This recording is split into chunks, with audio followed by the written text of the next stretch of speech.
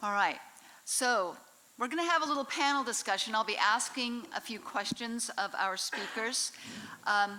These aren't random questions. We spent a couple of weeks going through letters to the editor, the online, all the Facebook and Nextdoor and everything posts, going through comments that have been made at public meetings, and found a lot of common themes.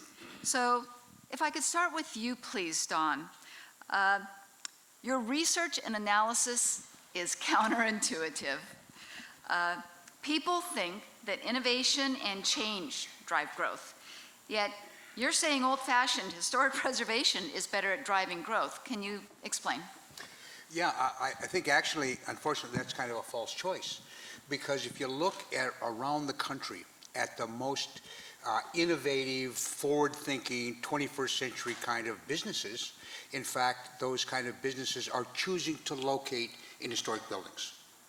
If you can identify, I've yet to see an identification of a 21st century cutting-edge business. I can't find you an example of that business being located in an historic building. Now, and I'll tell you there's a reason for that. In the city of New York, they call them the FANG businesses, the companies: Facebook, Amazon, Google, Netflix. Okay, the big cutting edge ones. Now, what do they have? They have a bunch of 20-somethings running the whole companies. And those employers, it's not that they love historic buildings, those employers know that they have to provide accommodations for their workers that their workers will think are cool, because they don't want some boring old stuff. So in the last 3 years, or just before the pandemic, every one of those companies expanded headquarter operations in New York City. Every one of them was historic buildings. So this idea that somehow historic preservation is counter to, is antithetical to kind of cutting edge technological innovation, absolutely unequivocally, demonstrably untrue. Thank you. That was very definitive. But I wanted to follow up. You've used a couple of different terms, and I want to make sure we understand them. You've talked about historic buildings versus historic districts. What's the difference and why does it matter? Well, that's a good question. So almost any preservation ordinance in the country will have a provision for identifying individual landmarks and for historic districts, and they should. And certain buildings ought to be individually landmarked. The cathedral, the Masonic temple, the city hall are appropriate to individually landmark. But the real economic value of preservation regulation is really through the creation of districts, in that what a district does is protect the context within which the individual buildings exist. So it really is the district that's much more powerful in terms of the long-term economic impacts than individual landmark. Doesn't mean you shouldn't individually landmark some buildings, but to really say we want a broader scale impact, it'll be through districts. Okay, good. I get that. Mike, you. So, you have seen a lot of towns in South Carolina and throughout the South, actually. How does Aiken stand out? How would preservation here be different from like Charleston or Savannah? Well, I have the benefit of growing up in South Carolina in a household that really loved history. You know, sat on the steps with my grandmother, her telling stories about South Carolina history. I've always loved the state, and I always grew up with the concept of you know, the historic towns of South Carolina. And the three that I grew up with up in the little town of Prosperity, I always grew up knowing the special old towns was Charleston, Beaufort, and Aiken. And so I never did come to Aiken that much as a child. We took trips to Charleston and did things, but as I traveled around and took over Preservation South Carolina and come in and come down and visit, I was astonished at the organized intention that this place was. This place wasn't just thrown on a map, hobnob, and people just move wherever they wanted to. There was a specific intention of place that took place here that has not taken place anywhere else in South Carolina to this degree. And another level is the fact that also just the thriving of that place that was filled with attention. I would say it's because of that to some degree, but there's not many towns, especially even county seats that have downtowns, that I can go down into on a Wednesday or a Thursday and have a hard time finding a parking place. You're thriving down here. It's amazing when I hear things of, oh, well, we've got to do something new, we've got to make something happen and whatever. No other town this size in the state is thriving and growing and as intentional as this place is. And it always stood out for me personally. And I always loved the chance of coming down, which I do. I live in prosperity. And in fact, this last Sunday, we come down and we shop here. This is where I always go, where I know my wife hadn't gone to get Christmas stuff for her. So it's a place of intention that works. And it's great to be here. Well, no, that's a good point. If I could just piggyback quickly, you know, why do you come shop in Aiken? Because you can shop in Columbia, it's probably closer and easier, but this is unique. When I took over the Preservation Society, we had a retail operation on King Street, tremendous building, storefront. We did about $270,000 in sales a year, which for a little nonprofit seemed great. But we decided, you know, we don't want to sell gift shop stuff. We're going to sell only product made in Charleston. We focused in on that core word, which is authenticity. We only sold Charleston-made product. And our sales in 7 years with no marketing went from $270,000 a year to $2 million a year. Wow. People will come for the experience as much as anything else. Thank you. That is powerful. So help us out here. You've seen a bunch of buildings in small towns, been neglected 10 years kind of thing. What happens that finally gets something attractive to developers? What brings in these successful projects? So there's hundreds of developers that build new stuff. They're all over the place. You see them in every mall, every suburb out in town. There's very few developers that know how to leverage historic tax credits and have the sensitivity to understand historic places. There's just not that many of them. When I first got into this in the 90s, I only knew one, Dwayne Anderson. Yeah. Well, dear friend, Dwayne, and called Landmark, and he was the first one that came and introduced me in the 90s to historic tax credits and why old buildings are to be done. And because there's so few, and because there's so few resources, they choose where they go. And they go where the town leadership says, we want you. We need you. We need you to come and invest your intention. Because let me tell you, these people are yes, they make a good living doing this. But I can tell you, they're the developers that work hard at what they do and jump through hurdles because they love what they do.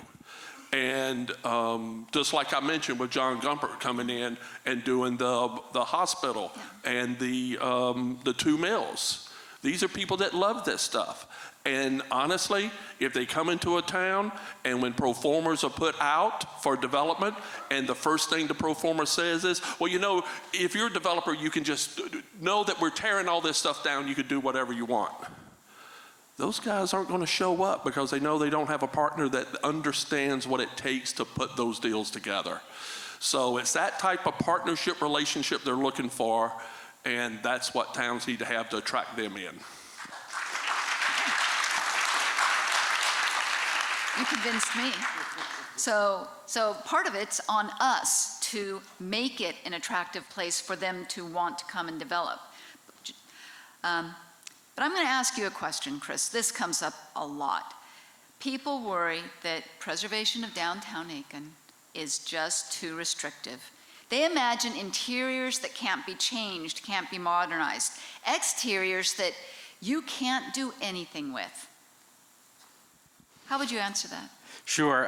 When I first told my parents that I wanted to get a degree in historic preservation, my father said, hysterical preservation? You know, so the reality is there's a lot of misconception, and I think you heard a lot of information tonight that really dispels a lot of it. But the bottom line is protection of buildings is local. It only happens at a local level, and it should be driven by the community. If you're going to restore a house in Colonial Williamsburg, you're probably going to have to do it really carefully and accurately and to a very, very high level. Well, most communities aren't like that. First of all, no communities will regulate the interior of a building anywhere, so you're talking about the exterior only, so that allows a lot of flexibility on the interior. But, in Charleston, we have different neighborhoods and at different economic rungs of the ladder, and there's sort of a graduated approach to that. Aiken sort of enjoys, I think, what I would call a very open, if not, forgiving preservation sort of standard. If you have to replace a window, they don't come out and say, well, you have to replace it exactly the same and mill it out of the same wood.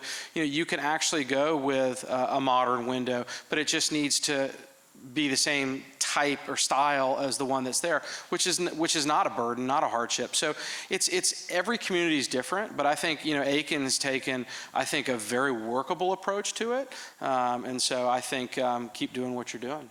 Okay. Well, that's good, but this is a question that I've gotten. Wouldn't it just cost less to just tear down that old building and build a new one that looks like it, but upgraded? No.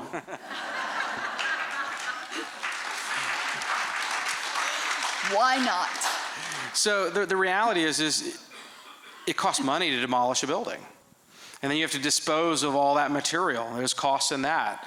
And so, a lot of times the cost in a development project, and I'm a recovering developer, is you have your land costs, your horizontal costs, and your vertical costs. But it's just really misrepresented that building is too expensive. The bottom line is particularly when you start to use tax credits, it becomes very competitive. And the bottom line is historic buildings are just better built than modern construction. So they're incredibly durable and can withstand a lot. And so there's a lot of reason to continue to invest in these buildings. But most importantly is you cannot replicate a 200-year-old or even a 100-year-old building.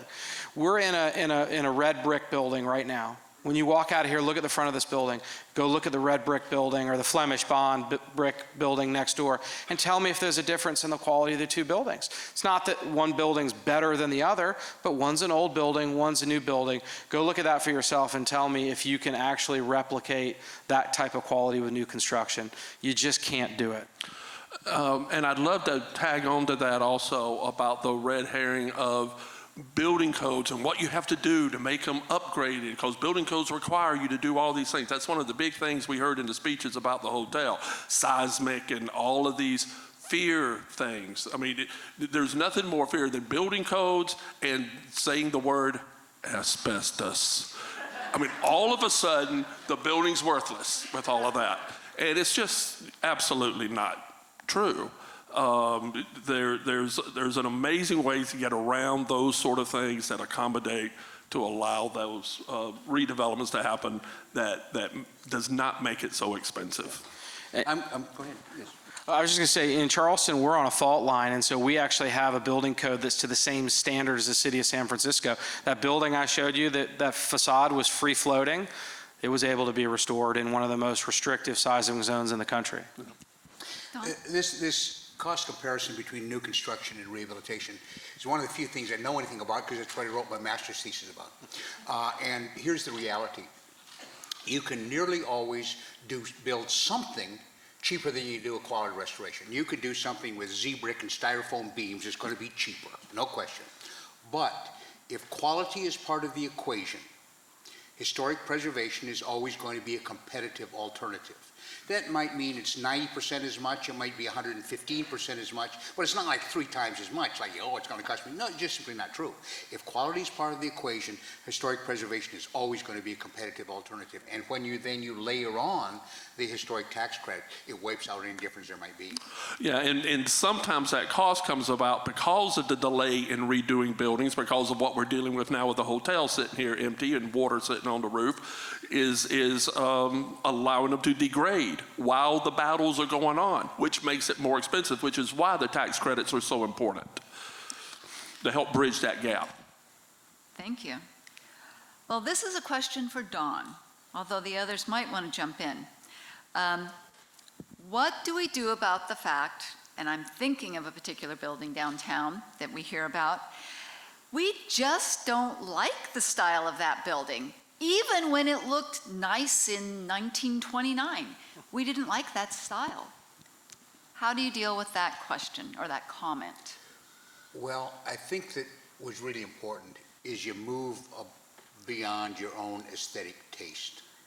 That historic preservation is really about the physical manifestation of memory. And that what buildings have to do is reflect how our city has changed and evolved. I live in downtown Washington, D.C., and I live 1 block from the FBI building. I don't hate the FBI, but I hate the FBI building. But there's a whole bunch of preservation proponents for that, because to lose that, or at least examples of that, really loses a kind of story within our evolution. So I think you have to take your own sense of taste out of the equation and say, what does this building represent, the evolution, the manifestation of memory in our community, and then it may be worth saving. No, and I would just add quickly that, you know, if Charlestonians had their way, they would have demolished every single Victorian building in the city of Charleston because they thought it was just a dreadful style, and now we're fighting to preserve them. But I can remember being at my first Board of Architectural Review meeting, and there was this wonderful woman named Elizabeth Jenkins Young, and she was the last living of the original Grand Dames of Charleston that started the preservation movement, and there was a lovely little house up for demolition, and she was always the preservationist in the room, and she got up and said, "I can't support saving this house. I remember when it was built." So you can't have it. It's not one person's opinion. It's really the community decides what it values and what it doesn't. Just on the sense of architectural taste, my grandmother, who was born in 1889, her and her husband, my grandfather, moved into a house that was an old plantation with a lot of old buildings all around it. First thing she did was tear everything down because she grew up in one of those ticky-tacky Victorian houses, and she built a Craftsman in 1926. So the thing about architecture is you can look at the styles and you can see that the architects who built this were rebelling against their parents who were for this. You know, you see Federal turn into Gothic, turn into Victorian, then turn into Craftsman, then it's amazing. But it shows the color and diversity of our communities, shows the history of it. And Don's right, you just got to stand back and allow it. And the other thing, and it came to me today, is that people really only bring up that discussion when the building's empty and debating whether it should be torn down. Nobody sits at a sidewalk cafe with pizza being delivered and having a beer on these sidewalks and go, well, this is great, but I don't like this building. Even if it's a 1920 little simple storefront. When it's functional, when it's wonderful, all that gets washed away with activity and life. And that's what makes it worthwhile. And all that other stuff is just periphery and it gets forgotten. Well, speaking of a building that it might be quite run down, let's say we have a historic building, very run down. What should the owner do before giving up and saying, I give up, let's just demolish it and start again? Well, here's the thing, and I've seen it, and it happens mostly in small towns. But when the developer or when a property owner shows up, just bought a building, a historic building that everybody in town likes, but it's been empty 10, 20 years, and if his first thing is, I'd love to do a lot of stuff, but the first thing I have to do is demolish the building.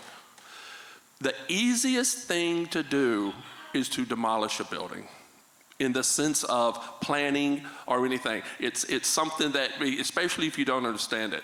And most of the time when I see that happen, and where we fought against those things in all towns, from Pickens to Columbia, all these towns where this happens, I can take you back there after 20 years experience and it's still a vacant lot.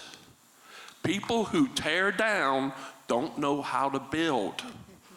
And if they do that first, watch them.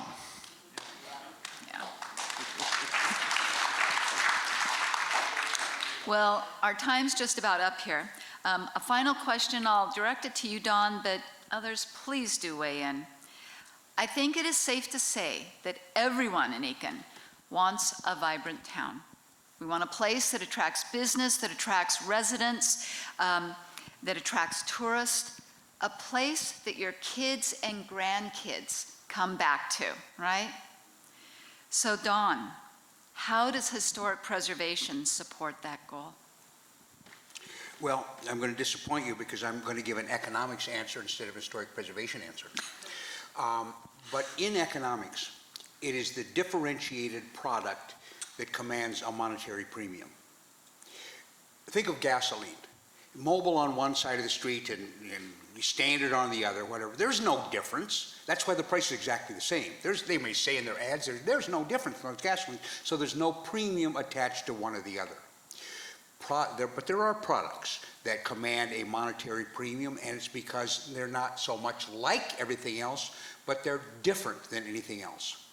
Every time we make a decision about the physical fabric of our city, whether that is the streets or a building or a historic building or a new building, we ought to ask ourselves the question, does this decision make our place more distinctive or less distinctive? And to the extent it becomes less distinctive, less differentiated, it in fact is losing value. So if we want to maintain and enhance value, we've got to maintain differentiation. And I would just add, we saw during COVID incredible migration of people all over this country. We live in a world that's very different than the world was 30 and 40 years ago. People aren't tied to place by a job like they used to be. So really people choose where they want to live, they choose where they want to work, and they choose where they're going to invest, they choose where they're going to retire. Preservation gives you that ability to differentiate as a community, and I would argue in today's economy, that's the most important economic development tool that you possess. So preserve it, protect it, and grow it.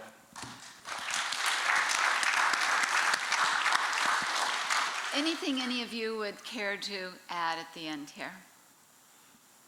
Well, I would like to give a shout out to Historic Aiken Foundation for making this happen, for putting intention back into an organization that can make a difference in this town. This community needs that type of intention. Thank you so much for putting this on, and we look forward to more things happening in the future. Thank you very much. Another big round of applause for these. They were amazing. And thank you all for coming.